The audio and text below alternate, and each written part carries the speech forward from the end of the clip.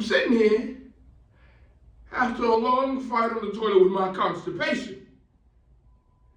And I see the biggest fucking snake I've ever seen in my goddamn life. I mean, that motherfucker like as fat as my leg. It's like 6 feet long. How the fuck did this? Of course, they left that goddamn door open. Wait till somebody get bit by that big ass motherfucker. Then somebody will close that door. I'll tell you that. Shit.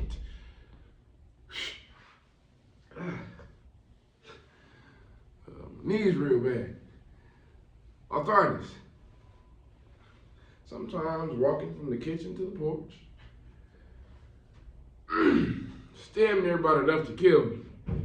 Every time I sit down, I gotta. Oh shit!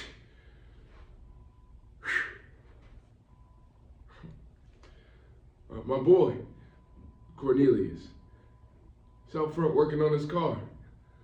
There's a snake in the house. I tell Cornelius, but he's so deep in that car you can only see the crack of his ass. He's so deep in that car that sometimes his daughters get jealous. I mean, the girl's mother, Ina. She lived with us till about 1.5 years ago. Till one day she walked off into town and the car ran off the side of the road and hit her. Killed her. Just like that.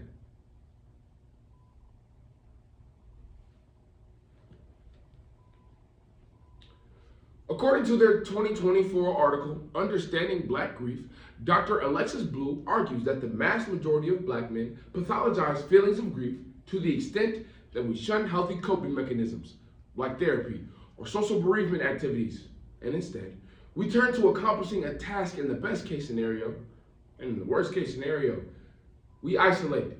And the practice of isolation is not new to black men. In her now seminal work, We Be Cool, Dr. Bell Hook argues that the creation of black contemporary masculinity, rooted in the plantation, where black men's behavior was controlled, regulated, and fixed to appease the white racial hierarchical structures.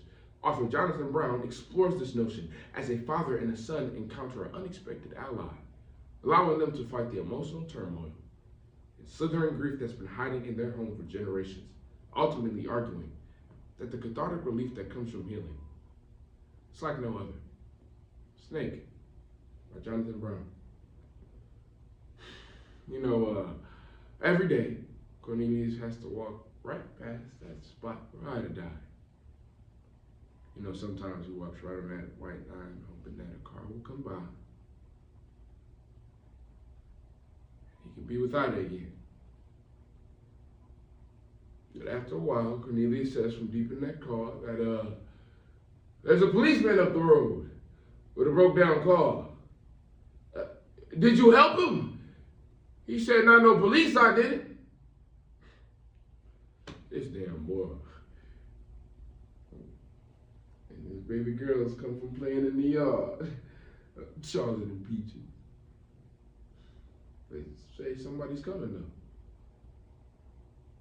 It's that damn police officer. Oh, a fat ass white boy.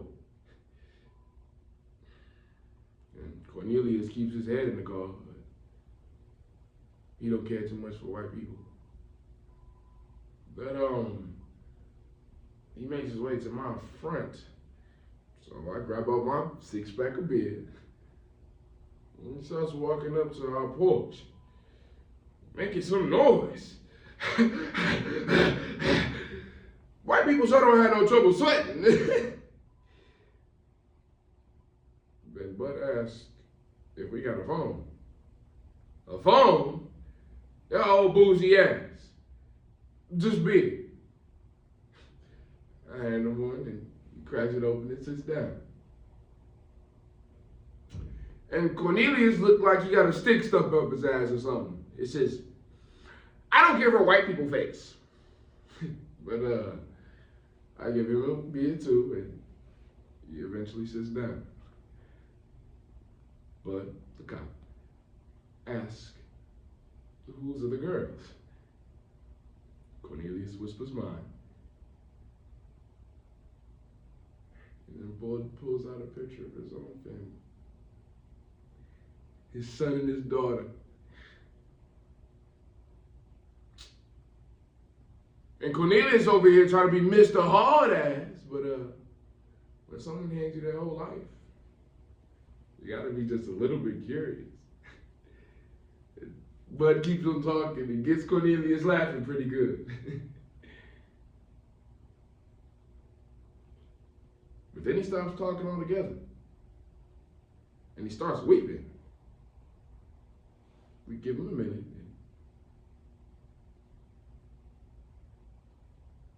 He says, sorry about that. My wife. Cancer. Been just over 4 months now. Took her just like that. He pulls up more pictures, some black, some white, some big and some small. But to all of his wife. He doesn't pass these ones around.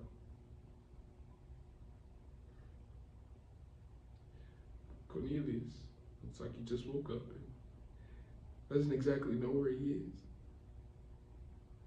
It's the way he used to look all the time after I died.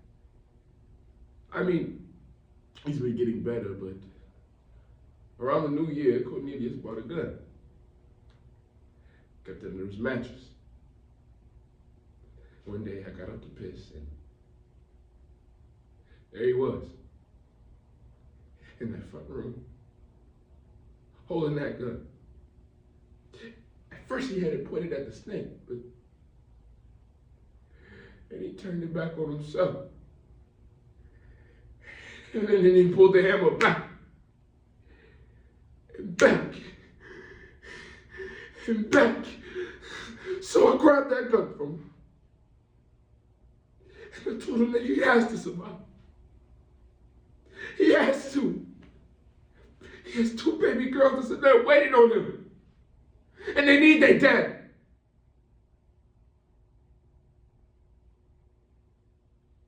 You didn't hear me though. So we sit in silence for a bit. Me, Bud, and my boy Cornelius. God, it makes me think about my own wife. Oh. Giving birth to Cornelius, my baby boy. She brought him into this world. She was gone.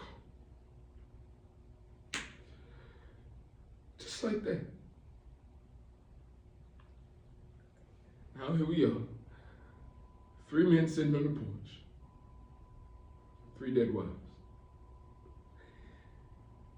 I mean, it's a sad fucking world, ain't it?